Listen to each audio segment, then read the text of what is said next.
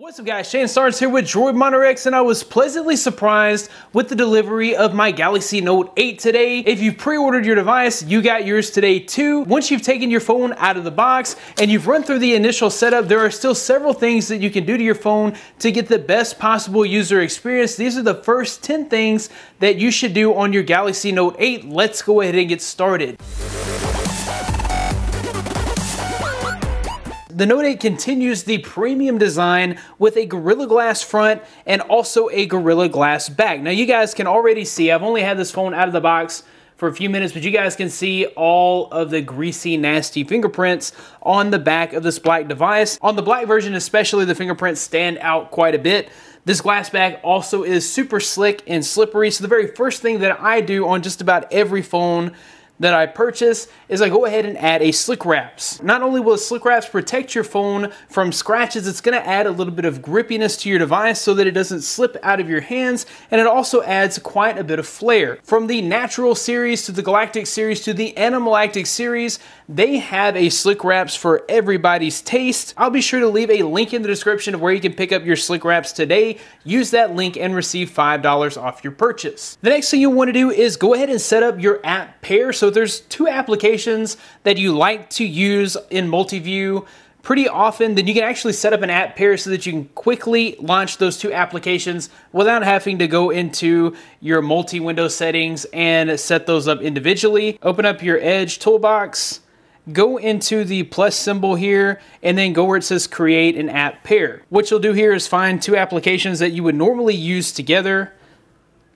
So say normally you watch YouTube videos while you surf Twitter. All right, so we'll go ahead and select done. And now if we want to open up those two applications really quickly, we'll just open up our Edge panel and then tap on our app pair. That opens up Twitter and YouTube at the same time. The Note 8 has a humongous 6.3-inch display, and if you want to take full advantage of the entire display, you can actually hide your nav bar rather easily. So to do that, we're going to launch an application. So we'll just go into our YouTube app. So to hide your nav bar and utilize the entire display, you'll just double tap on that dot. It just tells you how to get the navigation bar back. So you'll select OK. To get it back, you just swipe up and double tap on the dot again, and you've locked your navigation bar back onto your display. While we are on the navigation bar, you can actually customize it a little bit, just like you could with the Galaxy S8. So we'll go into our settings, and we will go into display, go into navigation bar, and here you can change the color of the navigation bar background, since the background color you select may not be applied to all apps. So here we'll just go with this blue color, and you can see it does change the navigation bar color, but just ever so slightly. So it's not a major change, but it does change it slightly. We'll go with the pink, and as you can see here, it's not a major change at all, just a very slight coloration change. While we are still on the navigation bar, you can swap your back and recents button. So in stock Android, the recents button is on the right and the back button is on the left. If you're used to stock Android and you want to make the change, you can just go to your button layout and select back home recents, and you'll see that it changes it to more of a stock Android layout. So one thing that wasn't really obvious with the Galaxy S8 and S8 Plus is the fact that the fingerprint scanner does include swipe gestures. The same can be said for the Note 8. You do have to turn those on, as they're not turned on by default. So to turn those on, you'll go into your settings, go to advanced features, turn on finger sensor gesture, select it. It says that you can swipe up or down on the fingerprint sensor to open or close the notification panel. This function is paused when the sensor is actively detecting your fingerprint. So while the device is unlocked, you can actually use that fingerprint sensor to swipe down and up for your notification panel. It's a nice little extra feature. And it's just one of those things that was kind of hidden in the Galaxy S8 that wasn't instantly obvious. The next thing you want to do also will allow you to take full advantage of this huge display. Go ahead and swipe down your notification panel. You'll notice that you do have all kinds of quick tiles so that you can toggle things like your Wi-Fi, your flashlight. You can put your phone into airplane mode. You may want to change the size and layout of the grid to take full advantage of your app. Right now it's 4x3, giving you access to 12 toggles. But if you go over here and click on the menu and then button grid, you can actually make that 5x3. This way you have access to just about all of your toggles. If you swipe over, there's just a few left. And while you're here, you want to go ahead and also set up the most frequently used 5 toggles, because of course when you swipe down once, those will be the toggles that show up. So you want to make sure that you rearrange these so that the first 5 are the ones that you most actively use. So to edit these, you'll go into your menu, select button order. And I use my mobile hotspot more than my flashlight, so I'll grab that and then drag it up there where my flashlight was. And now I have my hotspot in my top 5 quick tile settings. So while we're setting everything up, you'll want to go ahead and make sure you set up your preferred lock method. So this phone has several ways to secure your device. You can use iris scanning, which is not found on any other flagship. You can use face unlock. You can use your fingerprint scanner. It is kind of in an odd placement, but once you get used to it, it really won't be that big of a deal. And then of course you have your pin and pattern locks. So we'll go into our settings, go down to the lock screen and security, and then you can set up whatever you like here. I'm gonna go for the fingerprint scanner. I've already set up one of those, but what I like to do is go ahead and add the index finger from my other hand. So I'll go ahead and add fingerprint. And then I'll find that fingerprint scanner and I will begin to place my finger on the fingerprint scanner. All right, once you're finished with that, you may want to go ahead and set up something like your face unlock. So go to face recognition. It says get ready to unlock your phone by showing your face. For best results, set up face recognition indoors or away from direct sunlight. Hold your phone 8 to 20 inches from your face. Says your face has been registered.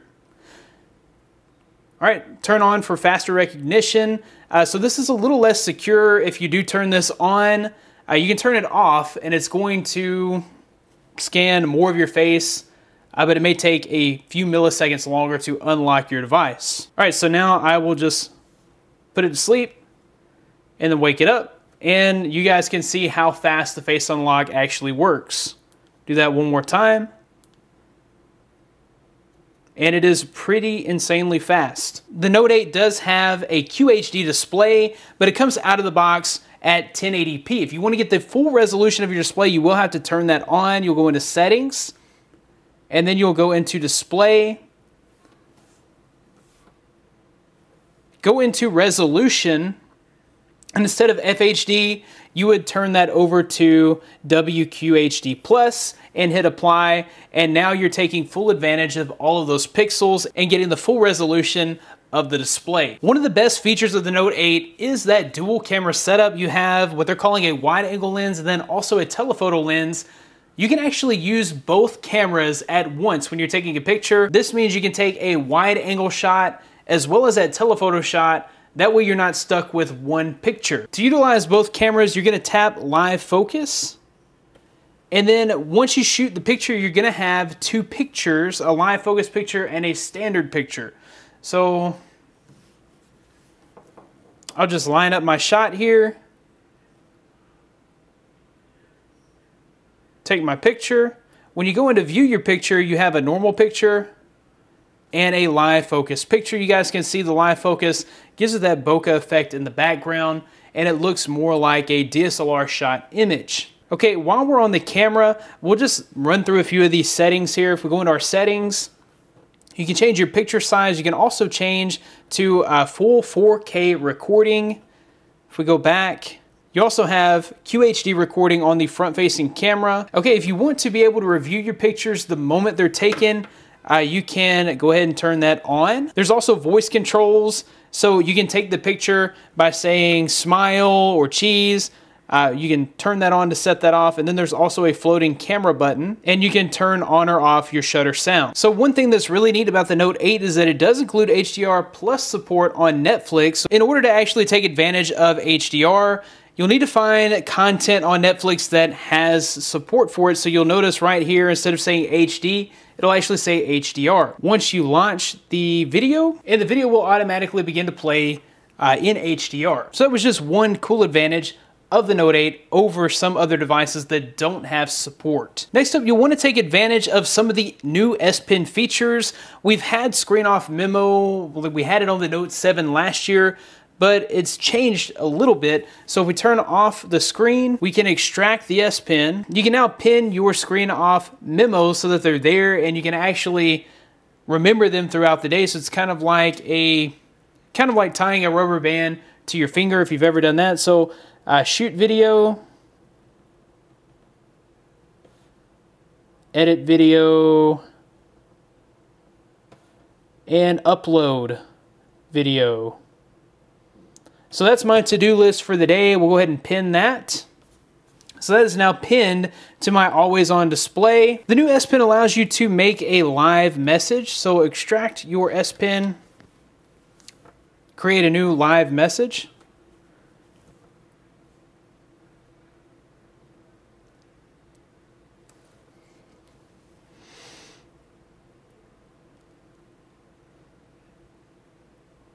Test. Select done, and it's going to send out the message as an animation, exactly how you drew the animation. It's just a neat little personal touch that you can only do on the Galaxy Note 8. One more quick and dirty use for the S Pen is that you can actually create GIFs by capturing video with the S Pen. So I'll open up a YouTube video real quick. If I wanted to make a GIF here, I would just go to my Smart Select option.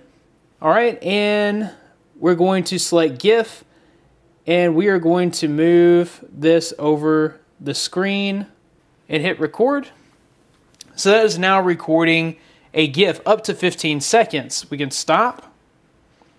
And this is my new GIF that I can actually share on Twitter, or you can text message it to your friend. It's just a nice, quick little feature. All right, guys, that about wraps it up for my first 10 things to do on the Galaxy Note 8. We actually hit on about 15 or more things on the Galaxy Note 8. Hopefully that's going to help you to have an even better experience out of the box with this device. If you liked the video, be sure to give it a big thumbs up. Subscribe to this channel for more content like this in the future. You can find more of me at droidmodderx.com. Follow me on Twitter at droidmodderx. Thanks, guys, for watching. Be blessed. I'll see you in the next one.